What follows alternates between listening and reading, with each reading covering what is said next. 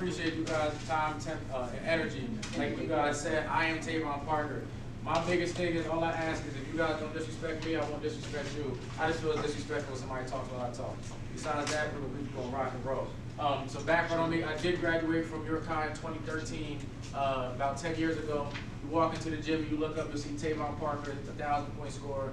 But like, as a person, as an adult, I realized like, scoring 1,000 points in high school don't really get you nowhere, right? Like I can't walk into a job and say, hey, I'm a 1,000-point scorer. Somebody goes like, here's a $1,000 check.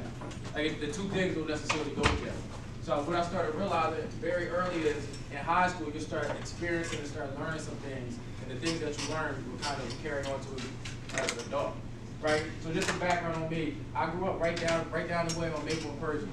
Right, my parents got divorced when I was 6 years old. My brother's 2 years older, so my brother was 8, I was 6. My parents got divorced. My mom moved to the other side of town. My pop stayed out south. Right, so my pops didn't end up moving until 2 years later, where there was a shootout and bullets came through our front window and we moved around the corner to Curtis Avenue when he got remarried. But I say that to say, growing up, it was just really me and my brother for a long time. Right, like parents get divorced, and I learned that age doesn't really define anything. Like adults go through stuff just like kids go through stuff. A lot of times people just don't understand. So my brother was the one that could understand because we was going through everything together. Right? So he was like my idol, like my role model. He set the bar for me. And when he graduated, he was 2 years ahead of me. When he graduated, he went D1, so all of a sudden, like that set the bar, I had to go D1. So I was grinding, I hooped, I played football, and I was grinding. And I'll never forget, I went to graduate, and when I went to graduate, my brother's coach quit. So all of a sudden, my brother called me like, yo, TP, we can play together again, let's go to Millersville. So me and my brother went to Millersville to play basketball, right? I had a scholarship to go to Millersville to play basketball.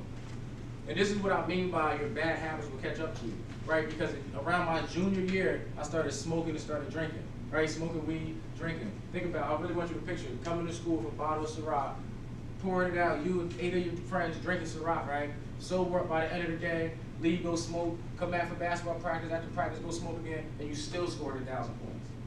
Right? But then I get to college, and all of a sudden there's no teachers to tell you what to do, there's no adults, there's no supervision, you just have nothing but time.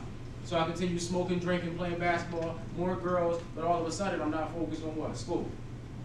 Right? And in college isn't like high school. Here they won't kick you out. I promise you. In college, your grades bad, we need that scholarship back, and we'll see you later. Right? So I lost my scholarship, and I lost my opportunity in the blink of an eye. Like I was there for 2 years. I played basketball for 2 semesters.